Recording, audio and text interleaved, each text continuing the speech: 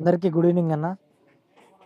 గత 2 రోజుల క్రితం మొన్న మంత్రి గారు బొమ్మనపల్లి గ్రామానికి సంక్షేమ అభివృద్ధి విషయాల గురించి ఒక మహిళా సంఘ భవనం నిర్మించారని రావడం జరిగింది. మంత్రి గారు వచ్చిన విషయంలో అదేవిధంగా తోటి వార్డు సభ్యులు బొమ్మనపల్లికి సంబంధించిన 1వ వార్డు సభ్యులు కంది శంకరన్న గారు మంత్రి గారి దగ్గరికి పోయి, అయ్యా ఆ రైతులు వేస్తే ఓట్లతోటే ఇవాళ మన ప్రభుత్వం నిలబడ్డది, రైతులకే అన్యాయం జరుగుతుంది, చాలా వరకు రైతులకు కట్టింగ్ 3-4 కిలోలకు పైగా కట్టింగ్ చేస్తున్నారని అన్నగారు ఒక సందేశం. సరే మంత్రి గారి దగ్గర దాకా పోతే కింది స్థాయిలో తెలిస్తే పని కాదని, మంత్రి గారి దృష్టిలోకి పోతే న్యాయం జరుగుతుంది రైతులకు అనే ఉద్దేశకంగా శంకరన్న గారు మంత్రి గారి దృష్టికి తీసుకువెళ్తే, మంత్రి గారు ఎంత ఆక్రోషంతో ఎంత ఉగ్రేదంతో, ఏ లీడర్ అవుతా అనుకుంటున్నావా అనే, నువ్వు ఏం మాట్లాడుతున్నావా నువ్వు, వదిలిపెట్టా వడ్ల గురించి అయిపోయింది, ఏం వదిలిపెడతారయ్యా వడ్ల గురించి, అయ్యా నాకు అర్థం కాదు,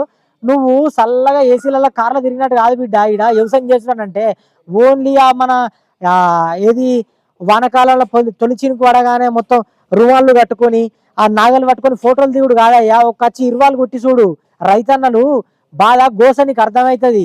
నీకు కోడి పేగుల దందా, ఆ క్వారీ దందా మీద లేకపోతే ఇంకో దందా మీద ఉన్న దృష్టి నీకు లేదు. అంటే మిల్లర్ల నుంచి వెళ్ళి మీకు ఎంత కమిషన్ వస్తుందని నేను అడుగుదలుచుకుంటున్నాయా మంత్రి గారు, మీరు సమాధానం చెప్పాలి.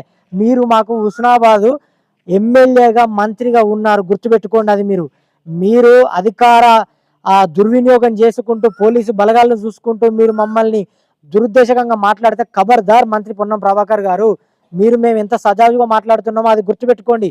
ఇవాళ నేను అన్న కోసం కరీంనగర్ నుంచి నేను మన వార్డు మెంబర్ల ఫోరం అధ్యక్షుడిగా నేను ఇవాళ అన్న బాధ చూసి వచ్చిన, ఆయన ఆవేదన వీడియో ఎంత గౌరవంగా మాట్లాడిండయ్యా. అయ్యా పొన్నం ప్రభాకర్ గారు, ఆ వ్యక్తి వచ్చి మిమ్మల్ని ఏమన్నా దురుసుగా మాట్లాడిండా? సార్ పెన్షన్లు ఎప్పుడు ఓపెన్ చేస్తారు అడగరా అయ్యా? రేపు ఆయన మీ లెక్కన ప్రజాప్రతినిధి వార్డు మెంబరు 300 మంది ఓటర్లకు జవాబుదారి. అన్న నాకు పింఛన్ వస్తలేదు అన్నట్టు వాటర్ సైడ్కు పిలిచినప్పుడు అడుగుతాడు. నువ్వు ఆయన ఇంటికి పోయి కూర్చోమని అంటున్నావట. ఇదే 2 లక్షల మంది వచ్చి నీ ఇంటికి కూర్చుంటే ఏమైపోతావు బిడ్డ, గుర్తుపెట్టుకో. ఇదే వార్డు మెంబర్ల ఫోరం తరఫున నీ ఇల్లు కూడా ముట్టడి చేస్తాం, గుర్తుపెట్టుకో పొన్నం ప్రభాకర్. అహంకారం మాటలు మానుకో బిడ్డ. కరీంనగర్ నుంచి బతుకుదేరు వస్తే హుస్నాబాద్లో భుజాల పైన ఎక్కించుకున్నాం. ప్రతి ఒక్క వ్యక్తి నీకు అండగా నిలబడి నీకు గెలిపిస్తే నీకు మంత్రం పట్టి మంత్రి పదవి నీకు పట్టం కడితే అహంకారంతో మాట్లాడతావా, ఒక ఉగ్రేషంతో? సరే ఏదో మందిలు అన్నాడంటే అయిపోయింది, ఆవేశంలో అన్నాడా ఏదో విధంగా మంత్రి గారు కదా ఎన్నో ప్రెజర్లు ఉంటాయని అనుకోవచ్చు. ఆయన వ్యవసాయ క్షేత్రం దగ్గరికి పోయినాక కూడా ప్రోటోకాల్ కారు పోతూ ఉంటే కూడా ఇసుకట్లు కారు పోతూ ఉంటే కూడా ఆపు శంకర్ రెడ్డి పిలిచి, ఏం లీడర్ అవుతా అనుకున్నా బిడ్డ, నువ్వెట్లా లీడర్ అయినావు మాకు తెలియదా? నువ్వెట్లా లీడర్ అయినావు బిడ్డ? తెలంగాణ ఉద్యమకారం అని చెప్పుకునే నీకు అదే రాజశేఖర్ రెడ్డి గారి మరణం లేకపోతే ఇవాళ నువ్వు వాళ్ళకు అడుగులకు మడుగులతో కూడా కాంగ్రెస్లో పరిస్థితి బిడ్డ, ఈ తెలంగాణ పోరాటం కూడా రాకపోదు నువ్వు అంటే నీ గురించి మాకు తెలియదు అనుకుంటున్నావా? వైఎస్ రాజశేఖర రెడ్డి గారు చనిపోవడం ద్వారా నువ్వు బయటకు వచ్చినావు. ఎక్కడ రాజీనామా చేసినావా నువ్వు? తెలంగాణ పోరాట యోజన అని చెప్పుకుంటావు. ఎక్కడ రాజీనామా చేసినావా? రాజీనామా చేసిన బిడ్డలని పౌరుషం తెలంగాణ ఉద్యమంలో గుర్తుపెట్టుకో బిడ్డ. శంకరన్న లాంటి వ్యక్తులను బెదిరిస్తే నీ ఇల్లు ముట్టడించడం ఖాయం, గుర్తుపెట్టుకో. ఏ ఒక్క ప్రజాప్రతినిధి అయినా నీ ఇల్లు ముట్టడికి రెడీగా ఉన్నాం, గుర్తుపెట్టుకోండి. ఆధారాలతో సహా చూపెడుతున్నా. శంకరన్న గాలి మాటలు మాట్లాడలే బిడ్డ, నీ లెక్క 6 గ్యారంటీలు చూడండి 6 గ్యారంటీలు చూడండి అని ఎక్కడ ఇవ్వలే బిడ్డ, గుర్తుపెట్టుకో. భద్రంగా దాచుకోర్రి, ఏడ భద్రంగా దాచుకుంటారా? ఏడ ఇంట్లో భద్రంగా దాచుకున్నారు. ఏడిచ్చినావు 2500 ఆడవాళ్ళకి ఇచ్చినావా? ఫ్రీ బస్ అని పెట్టి వాళ్ళ సిగలు పట్టుకొని కొట్టుకున్నట్టు ఎత్తాను మా ఆడబిడ్డలను. గిదా నీ బుద్ధి. దురుద్దేశంతో గెలిచిన నువ్వు ఒక సంక్షేమ పథకం లేదు, ఒక పెన్షన్ అడిగిండు, ఏం చేయండి పెన్షన్ ఎప్పుడు ఇస్తావా? సరే ఆర్థిక పరిస్థితి బాగాలేదని చెప్పు, ఇష్టం ఉన్నాడు లీడర్ అవుతావా లేకపోతే ఏం చెప్తావంటావు బిడ్డ?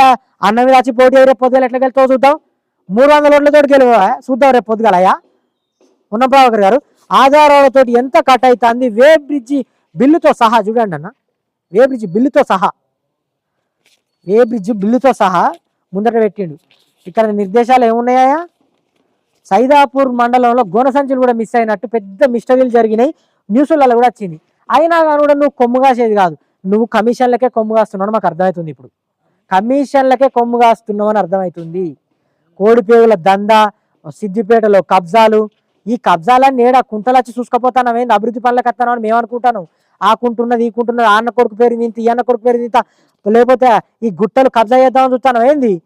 నిర్దేశాలు చూడండి ఒకసారి, తెలంగాణ ప్రజలకు కూడా అర్థం కావాలి, హుస్నాబాద్ ప్రజలకు కూడా అర్థం కావాలి. నిర్దేశాలు చూడండి, నిర్దేశాలు ఏ విధంగా ఉన్నది. ఇంకా పక్కపొంటిగా సిద్దిపేటలోనేమో హరీష్ రావు ప్రతిపక్ష నేత అయినా కానీ కూడా 41 కిలో ఒక్కటే కిలో తాలు కడిగేస్తారు. తాలు ఎడబోతుందయ్యా వేబ్రిడ్జ్ అయిపోడు కొద్దే నేరుగా మిల్లర్ దగ్గరికి పోదా అయ్యా. చూడండి వేబ్రిడ్జ్లో ఎంత ఉంది, రైతుల దగ్గర కలెక్ట్ చేసినప్పుడు ఎంత ఉంది.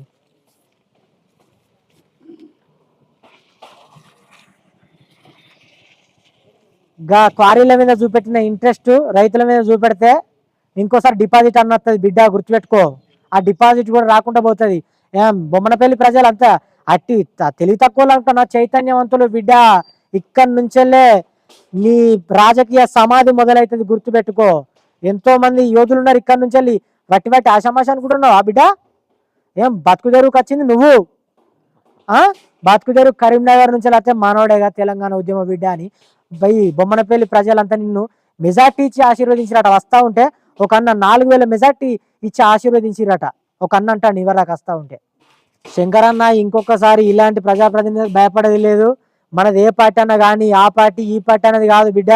నువ్వు మా ఎమ్మెల్యేగా ఉన్నావు, మేము నీ ఇంటికి ముట్టడిస్తాం, గుర్తుపెట్టుకో. అది ఇంకొకసారి ఎక్కడైనా ఇక్కడ వాడ మెంబర్ దాడి జరిగితే తస్మాత్ జాగ్రత్త బిడ్డ అని హెచ్చరిస్తున్నాం.